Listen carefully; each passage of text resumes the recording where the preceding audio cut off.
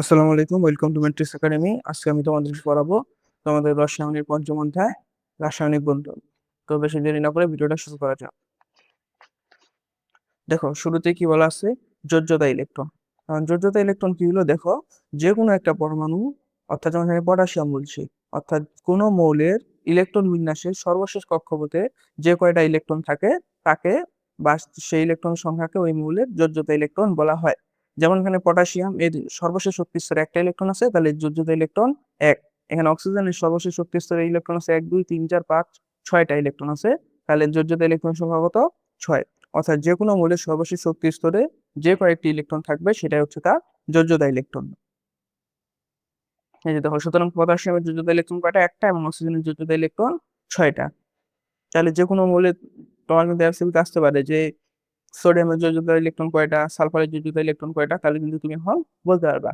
ওদের সর্বশেষ কক্ষপথটা দেখবা, সর্বশেষ কক্ষপথে যে কয়টা ইলেকট্রন থাকবে সেটাই তার কি দিলে যোজ্যতা ইলেকট্রন। এরপর হচ্ছে যোজনী বা যোজ্যতা। যোজ্যতা তো আগেই জানলে তোমরা, মানে যোজ্যতা ইলেকট্রনটা। এখন দেখো, যে পূর্বে উল্লেখ করা হয়েছে যে বিভিন্ন মৌলিক পরমাণু সমূহ একে অপরের সাথে সর্বশেষ কক্ষপথে ইলেকট্রন বর্জন, গ্রহণ অথবা ভাগাভাগির মাধ্যমে অনুগঠন করে। অনুগঠনকালে কোনো মৌলের একটি পরমাণুর সাথে অপর একটি মৌলিক পরমাণু যুক্ত হওয়ার ক্ষমতাকে কি বলা হয়? যোজনী বলা হয় বা যোজ্যতা বলা হয়। অর্থাৎ একটা পরমাণু যার একটা পরমাণুর সঙ্গে যুক্ত হবে, এই ক্ষমতাটাকে যোজনী বা যোজ্যতা বলা হয়। সাধারণত সবসময় হাইড্রোজেন যোজনী, মানে হাইড্রোজেনের যোজনী এক ধরা হয়। কোনো মৌলের একটি পরমাণু যতগুলো হাইড্রোজেন পরমাণু বা ক্লোরিন পরমাণুর সঙ্গে যুক্ত হতে পারে সে সংখ্যা হলো ওই মৌলের যোজনী বা যোজ্যতা। যেমন দেখো, হাইড্রোজেনের একটি পরমাণু ক্লোরিনের একটি পরমাণুর সঙ্গে যুক্ত হয়ে কি হয়? HCl অণু গঠন করে। তাই ক্লোরিনের যোজনীয় এক, এবং অক্সিজেনের একটি পরমাণু হাইড্রোজেনের দুটি পরমাণুর সঙ্গে যুক্ত হয়ে H2O অর্থাৎ পানি উৎপন্ন করে। এই জন্য অক্সিজেনের যোজনী কি? 2। এখানে দেখো দুইটা হাইড্রোজেন বিক্রিয়া করছে এবং অক্সিজেন একটা, তাহলে অক্সিজেনের যোজনী হয় কত? 2। একটি সোডিয়াম পরমাণু এবং একটি ক্লোরিন পরমাণুর সাথে যুক্ত হয়ে সোডিয়াম ক্লোরাইড গঠিত হয়, সুতরাং সোডিয়ামের যোজনী কি? 1।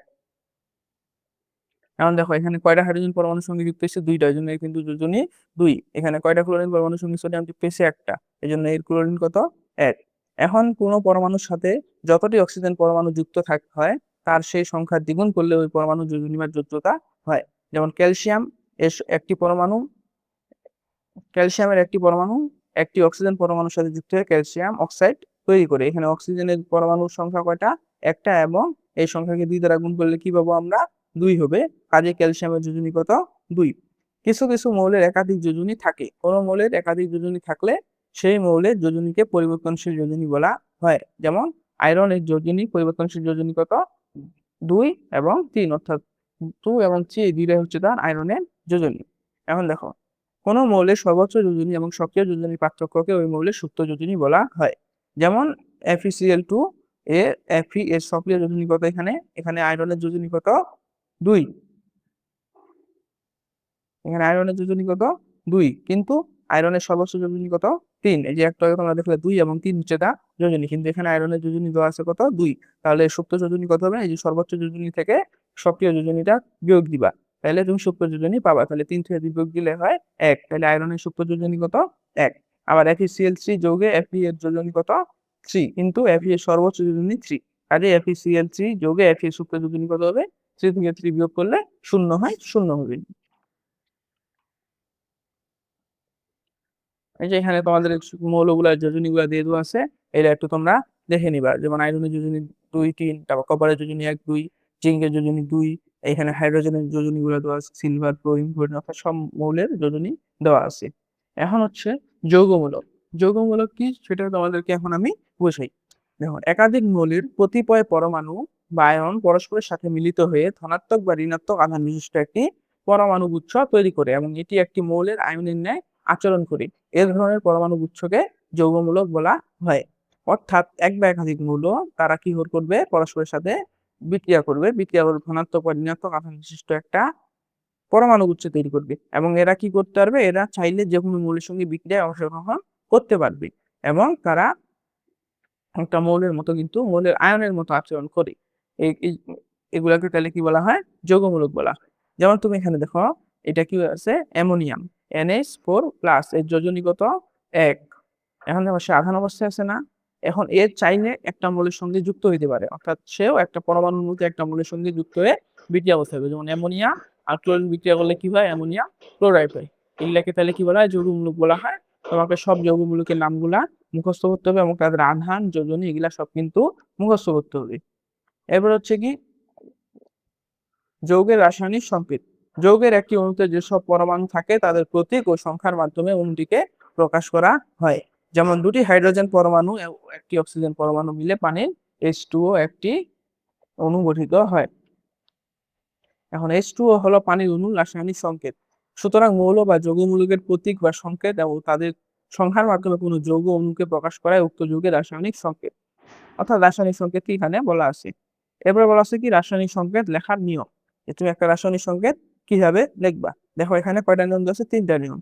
দেখো কি বলছে, প্রথমে কোনো মৌলের একটি অণুতে যতগুলো পরমাণু থাকে তার সংখ্যাটি ইংরেজি হরফে মৌলটির প্রতীকের ডান পাশে নিচে ছোট করে লিখতে হবে।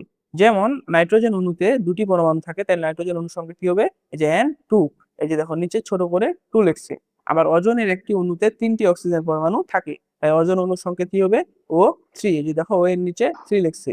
কিছু মৌল অণু গঠন করে না, তাই তাদেরকে শুধু প্রতীক দিয়ে বোঝানো হয়। যেমন সকল ধাতু, এরা কিন্তু কোনো অণু গঠন করে না, তাদের প্রতীক দিয়ে আমরা রেখে দিই এটা।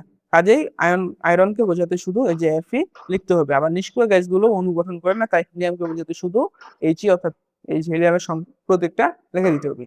এখন দেখো, কখনো কখনো কোনো যৌগের অণু দুটি ভিন্ন মৌলের পরমাণু দিয়ে গঠিত হয়। তাদের যোজনী যদি কোনো সাধারণ সংখ্যা দ্বারা বিভাজ্য না হয়, তাহলে দুটি মৌলের প্রতীক পাশাপাশি লিখে একটি মৌলের প্রতীকের পাশে অন্যটির যোজনী লিখতে হয়। যেমন তুমি এখানে দেখো, অ্যালুমিনিয়ামের যোজনী কত, 3, এবং অক্সিজেনের যোজনী 2। যোজনী দুটি কোনো সাধারণ সংখ্যা দ্বারা বিভাজ্য নয়। যদি অ্যালুমিনিয়ামের এবং অক্সিজেনের দ্বারা গঠিত কোনো যৌগের সংকেত লিখতে হয়, তবে অ্যালুমিনিয়ামের প্রতীক অ্যালুমিনিয়ামের নিচের দিকে ডান পাশে অক্সিজেনের যোজনী ছোট করে লিখতে হয়। অর্থাৎ এখানে না দেখে আমি তোমাদেরকে জিনিসটা আর কি বুঝাই। দেখো, ধরো কথার কথা X নামে একটা মৌল আছে, এর যোজনী হচ্ছে তোমার 3। Y নামে একটা মৌল আছে, এর যোজনী হচ্ছে 2। এখন তুমি এটাকে লিখবা কিভাবে, ধরো তারা X এবং Y একটা যৌগ গঠন করলো, এখন তো যোজনীটা তাদের বসাইতে হবে। এখন দেখো, Y মৌলের যোজনীটা তুমি X এর এই যে পাশে ডান পাশে বসাবা, তাহলে Y এর যোজনী কত, 2, তাহলে এই যে এখানে বসবে 2, এবং X মৌলের যোজনী কত, 3, তাহলে 3টা বসবে কি Y এর ডান পাশের নিচে, এই যে এখানে। অর্থাৎ এটা অল্টারনেটিভ মানে চেঞ্জ হয়ে যাবে আর কি। এটারটা বসাবো এখানে, এটারটা বসাবো এখানে। তাহলে এইভাবে তুমি লিখবা। এটা কখন লিখতে পারবা, যখন দেখবা যোজনীগুলো কোনো একটা নির্দিষ্ট সংখ্যা দ্বারা বিভাজ্য যাচ্ছে না। অর্থাৎ দেখো, এই দুইটা সংখ্যাকে কোনো একটা সংখ্যা দ্বারা কি ভাগ করা যায়, যায় না। কাজেই তুমি এভাবে লিখতে পারবা। কিন্তু অনেক সময় এরকম হতে পারে যে, যেমন বললাম আমি X এর যোজনী 4, আবার Y এর যোজনী কি বললাম 2। এখন দেখো, আমি X এবং Y মৌলটা গঠন করলাম, ঠিক আছে, কিন্তু দেখো এখানে 4 আছে, এখানে 2 আছে। আমি যদি 2 দিয়ে 2টাকে ভাগ দিই, ভাগ কিন্তু আমার যাবে। 4কে 2 দিয়ে ভাগ করলে আমি পাবো 2, এবং 2কে আবার যদি 2 দিয়ে ভাগ করি তাহলে আমি কি পাবো, 1। তাহলে এখানে আমার এটা ভাগটা আমাকে করে দিতে লাগবে যখন বিভাজ্য যাবে। তাহলে X এর যোজনী 2, এটা বলছি Y এ, আর Y এর যোজনী 1, এটা বলছি X এ। তাহলে আসবে তোমার এখানে XY2, ঠিক আছে। তাহলে যখন ভাগ যাবে তখন কিন্তু তোমাকে ভাগটা করে দিতে হবে। এই নিয়মগুলো এখানে দেওয়া আছে। এরপরে বলা আছে আণবিক সংকেত ও গাঠনিক সংকেত। দেখো, আণবিক সংকেত তো তোমরা যেটা দেখলা, এই যে এরকম সংকেতগুলোকে বলা হয় কিন্তু আণবিক সংকেত। এখন হচ্ছে গাঠনিক সংকেত কি, যেমন দেখো এখানে কি বলা আছে, প্রোপেনের C3H8 সংকেতটি আণবিক সংকেত বা রাসায়নিক সংকেত বলা হয়। এই যে এটাকে বলা হয় আণবিক সংকেত। কিন্তু তুমি যদি গাঠনিক সংকেত বলতে চাও, এই যে এটা হচ্ছে তার গাঠনিক সংকেত। এখানে 3টা কার্বন ছিল, এখন দেখো কার্বনের হাত কয়টা, 1টা 2টা 3টা 4টা, তাহলে এখানে হাতগুলো দিয়ে তোমার কিন্তু কার্বন গুলা লিখছে। যে দেখো প্রতিটা কার্বনের যোজনী কয়টা, 4 জনের হাত থাকবে 4টা, প্রত্যেকটা কার্বনের 4টা হাত আছে। কিন্তু নিচে প্রোপেনের গাঠনিক সংকেত দেখানো হলো। এই যে প্রোপেনের গাঠনিক সংকেত দেখাইছে এখানে, দেখো 1 2 3 4 5 6 7 8, 8টা হাইড্রোজেন আছে, কার্বন কয়টা, 3টা, 1 2 3, এই যে 3টা মিলছে। আবার দেখো সহজ একটু দেখো, পানিরটা দেখো, অক্সিজেন একটা, এর সঙ্গে 2টা হাইড্রোজেন যুক্ত আছে। এটা কিভাবে তারা যুক্ত থাকে, এটা হচ্ছে তাদের গাঠনিক সংকেত। এরপরে বলা আছে কি অষ্টক ও 2 এর নিয়ম।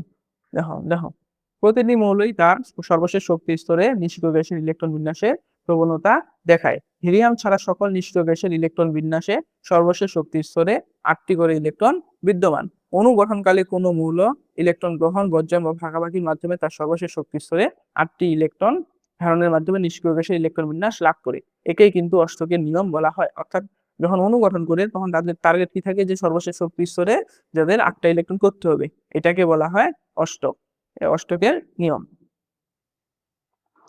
অষ্টকের নিয়মের কিছু সীমাবদ্ধতার কারণে বিজ্ঞানীরা নতুন একটি নিয়মের উপস্থাপন করেন, যাকে ২-এর নিয়ম বলা হয়। ২-এর নিয়মটি অষ্টক নিয়ম থেকে অধিকতর উপযোগী এবং আধুনিক। নিষ্ক্রিয় গ্যাসগুলোর সর্বশেষ শক্তি স্তরে যেমন ২টি বা ৮টি ইলেকট্রন বিদ্যমান, তেমনি অণু গঠনে কোনো পরমাণুর সর্বশেষ শক্তি স্তরে এক বা একাধিক জোড়া ইলেকট্রন বিদ্যমান থাকবে। এটি হচ্ছে ২-এর নিয়ম। অর্থাৎ কি বলছে, যে সর্বশেষ যে তোমার শক্তি স্তরটা থাকবে, এখানে এক বা একাধিক জোড়া ইলেকট্রন থাকবে। সেটাই হচ্ছে তোমার ২-এর নিয়ম। অণুতে যে কোনো পরমাণু সর্বশেষ শক্তি স্তরে এক বা একাধিক জোড়া ইলেকট্রন অবস্থান করবে।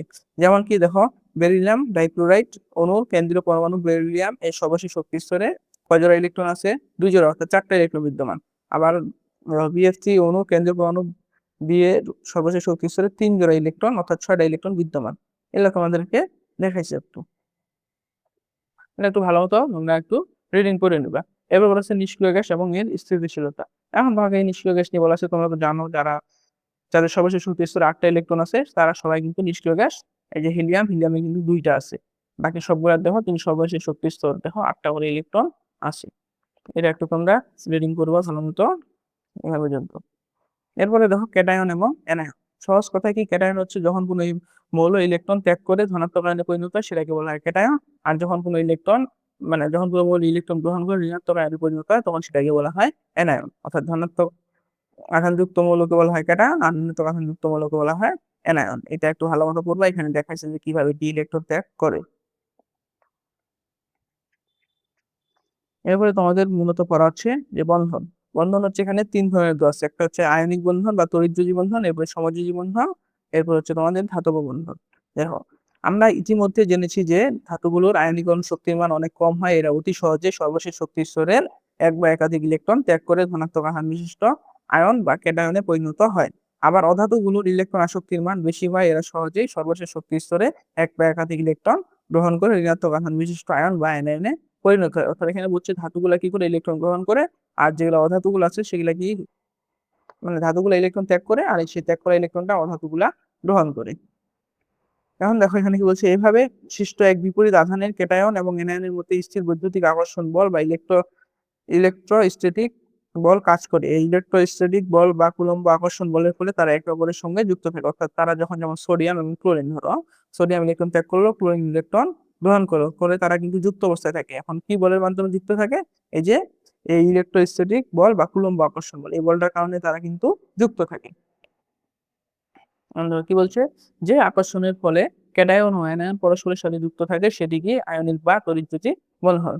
যেমন এখানে সোডিয়াম দেখাইছে, এখানে যে দেখো সোডিয়াম একটা ইলেকট্রন কি করছে, ত্যাগ করছে, এবং ক্লোরিন সে একটা ইলেকট্রন গ্রহণ করছে, গ্রহণ করে তারা সোডিয়াম ক্লোরাইড গঠন করছে। এভাবে ম্যাগনেসিয়াম অক্সাইড, ম্যাগনেসিয়াম 2টা ইলেকট্রন ত্যাগ করছে, অক্সিজেন সে 2টা ইলেকট্রন গ্রহণ করছে। তাহলে এটা হচ্ছে তোমার আয়নিক বন্ধন বা তড়িৎযোজী বন্ধন। একটা জিনিস মনে রাখবা, যে আয়নিক বন্ধন সবসময় ধাতু এবং অধাতুর মধ্যে হবে। এবারে বলা হচ্ছে তোমাদের সমযোজী বন্ধন। সমযোজী বন্ধন কি হবে? দেখো, যে আমরা ইতিপূর্বে জেনেছি যে একটি ধাতব পরমাণু ও একটি অধাতব পরমাণু রাসায়নিক সংযোজনের সময় ধাতু তার সর্বশেষ শক্তি স্তরের ইলেকট্রন অধাতব পরমাণু সর্বশেষ শক্তি স্তরে স্থানান্তর করে ক্যাটায়ন ও অ্যানায়ন তৈরির মাধ্যমে আয়নিক বন্ধনের সৃষ্টি করে। কিন্তু তুমি যদি দুটি অধাতব পরমাণুর মধ্যে রাসায়নিক সংযোগ করাতে চাও, তাহলে সেটি কিভাবে ঘটবে? অর্থাৎ দুইটা, আমি এখন কি করবো, একটু আগে আমরা বললাম ধাতু এবং অধাতুর ভিতরে বিক্রিয়া, এখন আমি বললাম কি দুইটা অধাতু থাকবে, তখন তুমি কি করবা? দেখো, রাসায়নিক সংযোগ তৈরি হয়। দেখো এখানে অধাতুর বেলায় পরমাণুর শেষ শক্তি স্তরে ইলেকট্রন ত্যাগ বা গ্রহণ করা সহজ নয় বলে তাদের ভিতর বন্ধন তৈরি করা কঠিন মনে হতে পারে। কিন্তু বাস্তবে দুটি অধাতব পরমাণু বন্ধন গঠন করে।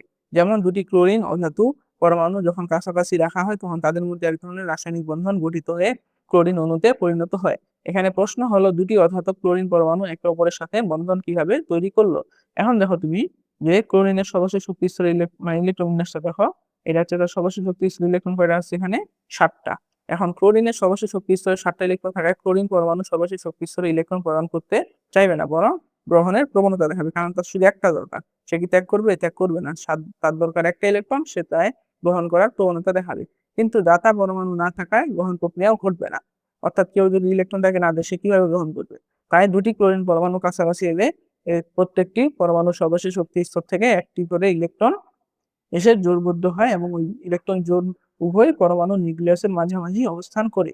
একে ইলেকট্রনের ভাগাভাগি বা ইলেকট্রন শেয়ারিং বলে। এর ফলে উভয় পরমাণু তাদের সর্বশেষ শক্তি স্তরে 8টি করে ইলেকট্রন লাভ করে, অর্থাৎ নিষ্ক্রিয় গ্যাস এবং ইলেকট্রন বিন্যাস লাভ করে। ফলস্বরূপ দুটি ক্লোরিন পরমাণুর নিউক্লিয়াসগুলো একে অপরের কাছ থেকে দূরে সরে যেতে পারে না, এবং অর্থাৎ এরা এক ধরনের বন্ধনে আবদ্ধ হয়। এ ধরনের বন্ধনকে সমযোজী বন্ধন বলা হয়। সংজ্ঞাটা কি? দুটি অধাতব পরমাণুর রাসায়নিক সংযোগের সময় অধাতব পরমাণুদ্বয় তাদের সর্বশেষ শক্তি স্তরে এক বা একাধিক একটি ইলেকট্রনকে সরবরাহ করে এক জোড়া ইলেকট্রন তৈরি করে, এরপর এই এক জোড়া ইলেকট্রন উভয় পরমাণু শেয়ারের মাধ্যমে যে বন্ধন গঠন করে তাকে সমযোজী বন্ধন বলা হয়। যে যৌগের সমযোজী বন্ধন থাকে তাকে সমযোজী যৌগ বলা হয়। তুমি দেখো যে তারা কিভাবে ইলেকট্রনটা শেয়ার করে, এটা একটু তোমাদেরকে বুঝাই। যেমন এখানে হাইড্রোজেন দেওয়া আছে। হাইড্রোজেনের তুমি যদি H, এটা হাইড্রোজেন, এর সর্বশেষ শক্তি স্তরে কয়টা ইলেকট্রন? একটা। আবার যখন সে আরেকটা হাইড্রোজেনের কাছাকাছি আছে, সর্বশেষ শক্তি স্তরে ইলেকট্রন কয়টা? একটা। এখন হাইড্রোজেনের ইলেকট্রন কয়টা প্রয়োজন? একটা ইলেকট্রন প্রয়োজন। অর্থাৎ সে যদি তার শক্তি স্তরে কোনো মতে আরেকটা ইলেকট্রন দিতে পারে বা রাখতে পারে, তাহলে কিন্তু তার মানে নিষ্ক্রিয় গ্যাসের ইলেকট্রন বিন্যাস হয়ে যাবে। তখন তারা কি করে? দুইটা কাছাকাছি চলে আসে কক্ষপথগুলা। যেমন এই যে হাইড্রোজেন ছিল, এখানে একটা ইলেকট্রন ছিল। এখন এই যে হাইড্রোজেনটা কি করলো? এরা আসে এই যে কক্ষপথটা তাদের লাগাই দিল। তাহলে এখানে হাইড্রোজেন ছিল, এখন তার ইলেকট্রন কয়টা? একটা। এখন দেখো এখানে কি হলো? এখন আমি যদি বলি যে হাইড্রোজেন ইলেকট্রন কয়টা? দুইটা। এই হাইড্রোজেন ইলেকট্রন কয়টা? দুইটা। তাহলে তারা কিন্তু এইভাবে ইলেকট্রনটা শেয়ার করে তাদের কক্ষপথে স্থিতিশীল ইলেকট্রন বিন্যাসটা রাখে। এরপর দেখো অক্সিজেনটা কিভাবে তারা অণু তৈরি করে সমযোজী বন্ধনের মাধ্যমে এটা দেখায়। দেখো অক্সিজেনের এটা হচ্ছে ইলেকট্রন বিন্যাস। এখানে দুইটা ইলেকট্রন আর সর্বশেষ শক্তি স্তরে 6টা থাকবে। 1 2 3 4, এই যে 5 6। আরেকটা অক্সিজেন চলে আসলো, এর সঙ্গে যুক্ত হইলো। তাহলে এর তো আগে বাইরের শক্তি স্তরে 2টা।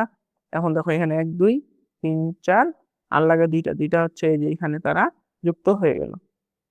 ঠিক আছে, ধরো এটা 1 2 3 4 5 6 এটা ছিল আগে, আর 1 2 3 4 5 6 এটা হচ্ছে পরের অক্সিজেনটা। তারা তাদের কক্ষপথটাকে একসঙ্গে লাগাই দিল। লাগাই দিয়ে এখন দেখো কি হলো? 1 2 3 4 5 6 7 8, সর্বশেষ শক্তি স্তরে 8টা ইলেকট্রন। এই অক্সিজেনের সর্বশেষ শক্তি স্তরে কয়টা ইলেকট্রন? 8টা ইলেকট্রন আছে। এভাবে তারা কিন্তু সমযোজী বন্ধন তৈরি করে। আরেকটা জিনিস মাথায় রাখবা, সমযোজী বন্ধন কিন্তু শুধুমাত্র অধাতুগুলোর মধ্যে গঠিত হয়।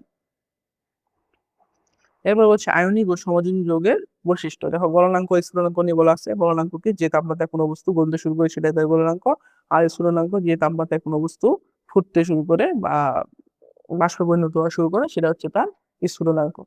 এখন তোমাদের বলবো দ্রাব্যতা বা দ্রবণীয়তা, এটা নিয়ে কিন্তু তোমাদের অঙ্ক আসবেই। অঙ্ক বলতে কি মানে প্রশ্ন আসবে। তোমরা একটি বিকার বা কাচের একটি পাত্রে নির্দিষ্ট পরিমাণ পানি নাও। এরপর এতে আয়নিক যৌগ হিসেবে খাদ্য লবণ যোগ করে নাড়তে থাকো। দেখবে সমস্ত খাদ্য লবণ পানিতে দ্রবীভূত হয়ে গিয়েছে। এরপর কাপড় কাঁচা সোডা এর সংকেতকে Na2CO3 পানি, 2তে কপার সালফেট 5 পানি বা অন্য বেশ কয়েকটি আয়নিক যৌগ নিয়ে একইভাবে পরীক্ষা সম্পন্ন করে দেখতে পাবে প্রতি ক্ষেত্রে আয়নিক যৌগ পানিতে দ্রবীভূত হয়ে যাচ্ছে। অর্থাৎ যে কোনো আয়নিক যৌগকে আমরা যখন পানিতে মিশাবো সেটা কিন্তু পানিতে দ্রবীভূত হয়ে যাবে। অর্থাৎ তোমরা বলতে পারো যে সকল আয়নিক যৌগ পানিতে দ্রবীভূত হয়, কিন্তু কিছু কিছু আয়নিক যৌগ আছে যেমন সিলভার ক্লোরাইড পানিতে কিন্তু দ্রবীভূত হয় না। অপরদিকে সমযোজী যৌগ যেমন ন্যাপথলিন, সরিষার তেল, কেরোসিন এগুলো নিয়ে একইভাবে পরীক্ষা সম্পন্ন করলে তুমি দেখতে পাবে যে এদের কেউই পানিতে দ্রবীভূত হয়নি। অর্থাৎ তেল কিন্তু সমযোজী যৌগ, এটা তুমি পানিতে দ্রবীভূত করার চেষ্টা করো কিন্তু দ্রবীভূত করতে পারবা না। সমযোজী যৌগ সাধারণত পানিতে দ্রবীভূত হয় না, তবে কিছু কিছু সমযোজী যৌগ আছে যেমন চিনি, গ্লুকোজ, অ্যালকোহল এগুলো আবার কি পানিতে দ্রবীভূত হয়। সুতরাং সামগ্রিকভাবে বলা যায় কিছু ব্যতিক্রম ছাড়া প্রায় সকল আয়নিক যৌগ পানিতে দ্রবীভূত হয়, এবং কিছু ব্যতিক্রম ছাড়া প্রায় সকল সমযোজী যৌগ পানিতে দ্রবীভূত হয় না। এই ব্যতিক্রম জিনিসটা একটু মনে রাখবা, রসায়নে কিন্তু অনেক ব্যতিক্রম থাকে। অধিকাংশ সমযোজী যৌগ পানিতে দ্রবীভূত হয় না, তবে কিছু কিছু সমযোজী যৌগ পানিতে দ্রবীভূত হয়। এর কারণ কি? কারণ জানতে হলে প্রথমে পানির বন্ধন গঠন সম্পর্কে জানতে হবে। এখন দেখো পানি অর্থাৎ H2O, এটা বন্ধন গঠনটা তুমি দেখো। এই যে তোমরা জানো পানি একটা কি? সমযোজী যৌগ। পানির অণুতে একটি অক্সিজেন পরমাণুর সাথে দুটি হাইড্রোজেন পরমাণু ইলেকট্রনটা কি করছে? শেয়ারের মাধ্যমে সমযোজী বন্ধনটা তৈরি করছে। কিন্তু অক্সিজেন পরমাণু হাইড্রোজেন পরমাণু থেকে অধিক তড়িৎ ঋণাত্মক হওয়ায় পানির তো অণুর সমযোজী বন্ধন নিতে ব্যবহৃত ইলেকট্রন দুটি অক্সিজেনের দিকে সামান্য পরিমাণ সরে যায়। অর্থাৎ অক্সিজেন কিন্তু বেশি তড়িৎ ঋণাত্মক। সে কি করে? যে ধরো এই যে দেখো ইলেকট্রন গুলো এখানে কি করছে? একটা হাইড্রোজেন আসছে এখানে শেয়ার করছে, আরেকটা হাইড্রোজেন আসছে এখানে শেয়ার করছে। শেয়ার করে দেখো 1 2 3 4 5 6 7 8। অক্সিজেন তার শেষ কক্ষপথে 8টা ইলেকট্রন, এবং হাইড্রোজেন দেখো তার 2টা ইলেকট্রন দেখাইতে পারছে। এখন অক্সিজেন হচ্ছে কি বেশি তড়িৎ ঋণাত্মক। সে চাইলে কি যে না আমি ইলেকট্রন ভাবে শেয়ার করে রাখবো না, এই ইলেকট্রন গুলো আমি টানে নিয়ে নিবো, অর্থাৎ হাইড্রোজেন ইলেকট্রন গুলো সে নিজের দিকে একটু আকর্ষণ করে। এই যে আকর্ষণ করতেছে সে ইলেকট্রনটা একটু গ্রহণ করার মান, অর্থাৎ প্রবণতা দেখাচ্ছে না, সে যে তার নিজের দিকে নিয়ে আসতেছে, তাহলে সে কি হচ্ছে এই যে আংশিক ঋণাত্মক আয়নে পরিণত হচ্ছে। এই চিহ্নটা দিয়ে মাইনাস দিছে মানে কি বুঝাচ্ছে এটা আংশিক ঋণাত্মক আয়ন। এটা কিন্তু ডেল্টা, ডেল্টা মাইনাস মানে কি আংশিক ঋণাত্মক আয়ন। এবং অক্সিজেন মানে নিচ্ছে, হাইড্রোজেন কি হচ্ছে তাহলে দিচ্ছে যেহেতু, তাহলে সেটা কি হবে প্লাস অর্থাৎ ধনাত্মক আয়ন। হাইড্রোজেনটা হবে কি আংশিক ধনাত্মক আয়ন, ডেল্টা প্লাস দিয়ে ধনাত্মক আয়ন, আর ডেল্টা মাইনাস কিন্তু ঋণাত্মক আয়ন। তাহলে অক্সিজেন ইলেকট্রনটা আকর্ষণ করবে, এই জন্য অক্সিজেন হয়ে যাবে আংশিক ঋণাত্মক আয়নে এবং হাইড্রোজেন হয়ে যাবে আংশিক ধনাত্মক আয়নে।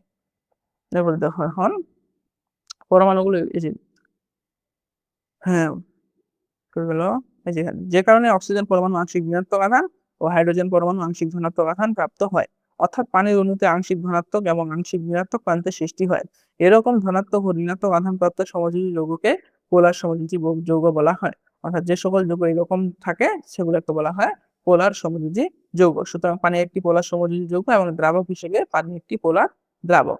মনে রাখবে সমযোজী বন্ধনস্থ ইলেকট্রন যুগলকে কোনো পরমাণু কর্তৃক নিজের দিকে আকর্ষণ করার ক্ষমতাকে উক্ত পরমাণুর তড়িৎ ঋণাত্মকতা বলা হয়।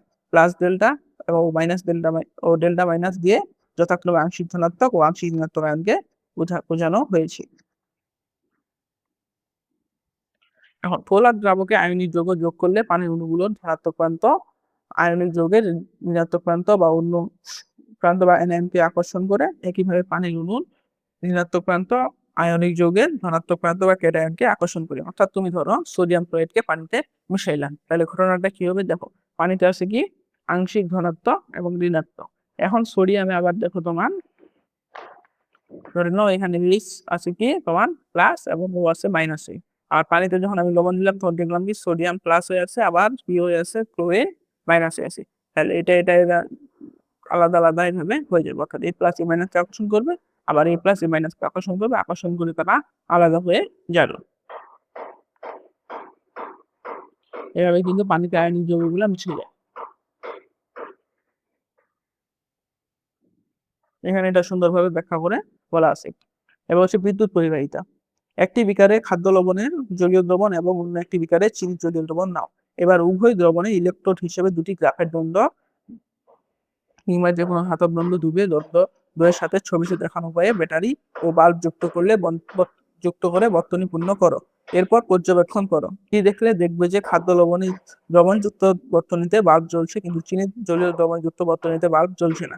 অর্থাৎ খাদ্য লবণ বা সোডিয়াম ক্লোরাইড এর জলীয় দ্রবণ বিদ্যুৎ পরিবহন করে না, কিন্তু চিনি জলীয় দ্রবণ মানে সোডিয়াম ক্লোরাইড এর জলীয় দ্রবণ বিদ্যুৎ পরিবহন করে, কিন্তু চিনির জলীয় দ্রবণ বিদ্যুৎ পরিবহন করে না। এ থেকে তোমার মন্তব্য করতে পারো যে আয়নিক যৌগ জলীয় দ্রবণে বিদ্যুৎ পরিবহন করে, কিন্তু সমযোজী যৌগ জলীয় দ্রবণে বিদ্যুৎ পরিবহন করে না। অর্থাৎ বলছে এখানে তুমি একটা ব্যাটারি রাখো, ব্যাটারিটার সঙ্গে একটা তার লাইটের সঙ্গে কানেক্ট করো, আরেকটা তার কি করো এভাবে একটা দ্বন্দ্ব দিয়ে পানিতে রাখো, এবং এই পাশে আরেকটা দ্বন্দ্ব দিয়ে পানিতে করে ওই যে উপর কানেকশনটা দাও। এখন তুমি যদি দেখো এখানে চিনি যখন দিবে তখন কিন্তু লাইটটা জ্বলবে না, কিন্তু লবণ যখন দিবে তখন কিন্তু আবার কি হবে ইলেকট্রনটা পাশে লাইটটা জ্বলবে।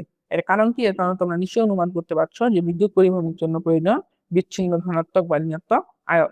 খাদ্য লবণে সোডিয়াম ক্লোরাইড জলীয় লবণে ধনাত্মক আয়ন হিসেবে এবং ঋণাত্মক আয়ন হিসেবে ক্লোরিন বিদ্যুৎ পরিবহন করে।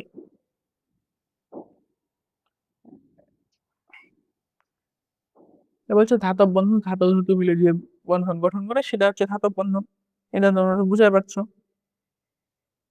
আবার এখানে বলছে ধাতুর তাপ বিদ্যুৎ কিভাবে পরিবহন করে। ধাতুতে কিছু কিন্তু এই যে মুক্ত ইলেকট্রন থাকে, এই মুক্ত ইলেকট্রন গুলো কিন্তু ইচ্ছা মতো এখানে ঘোরাফেরা করে। আর বাইরে থেকে যখন আমি ইলেকট্রন ঢুকাই ভিতরে, ধরে নাও এখানে 10টা ইলেকট্রন আছে, আমি 5টা ইলেকট্রন ভিতরে প্রবেশ করলাম, তখন কি হবে এদিক থেকে আবার 5টা ইলেকট্রন বার হয়ে যাবে। অর্থাৎ ভিতরে 10টা ইলেকট্রন থাকলো, কিন্তু ইলেকট্রনটা আমি এদিক থেকে পাস করতে পারলাম। অর্থাৎ ধরে নাও যে তুমি এই জায়গায় এখানে 10জন লোকে থাকতে পারে, তুমি আরো 5জন লোক ঠেলে ঢুকালে কি হবে, সামনে থেকে 5জন লোক বার হয়ে যাবে। এভাবে যখন তুমি করতে থাকবা তখন কিন্তু এই যে এই পাশ থেকে ওপাশের লোক তোমার পাঠানো যাচ্ছে, ধরে নেওয়া এই কথার কথা উদাহরণ দিলাম। এরকম ইলেকট্রন গুলা এদিক যখন ঢুকে যাচ্ছে তখন কি হচ্ছে এই ইলেকট্রন গুলোকে প্রেসার দিয়ে বাইর করে দিচ্ছে। এভাবে কিন্তু ইলেকট্রনটা পরিবহন হয়। ধাতুর তাপ পরিবাহিতা বলছে, এটা তোমরা নিজেরা পড়লেই ইজি পড়া, এগুলা কেমন পড়া নেই। তো অধ্যায়টা বললা, এখন তোমার কাজ কি, ক্লাসটা কিন্তু ভালোভাবে তোমাকে অবশ্যই মনোযোগ দিয়ে করতে লাগবে। এছাড়া তুমি যখন ক্লাসটা করার পরে তোমাকে এই যে বইয়ের অঙ্ক কিছু আছে সৃজনশীল আছে এগুলা দেখতে লাগবে। এছাড়া তুমি গাইড খুলে অঙ্কগুলো করার চেষ্টা করো। আর কোন অঙ্কের সমস্যা হচ্ছে অবশ্যই কমেন্ট করে জানাবা। অঙ্ক বলতে এখানে কিন্তু অঙ্ক নয় আরকি, পড়াগুলো আরকি অঙ্ক বলতেছি। তো ভালোভাবে পড়বা। এখানে মূলত তোমাদের আয়নিক বন্ধন আসতে পারে, আবার সমযোজী বন্ধন কিভাবে ইলেকট্রন গঠন করে শেয়ারের মাধ্যমে এটা। আর এছাড়া তোমাদের কিন্তু এই যে পানিতে দ্রবণীয়তা, এই মূলটা কি পানিতে দ্রবণীয় হবে কিনা বা কিভাবে দ্রবীভূত হয়, এগুলা প্রশ্ন বেশি আসে এই অধ্যায় থেকে। আর যৌগমূলকগুলো একটু মুখস্থ রাখবা, ভালোভাবে পড়বা। আর ভিডিওটা কেমন লাগলো কমেন্ট করে জানাও। আজকে এখানে শেষ করলাম। আসসালামু আলাইকুম।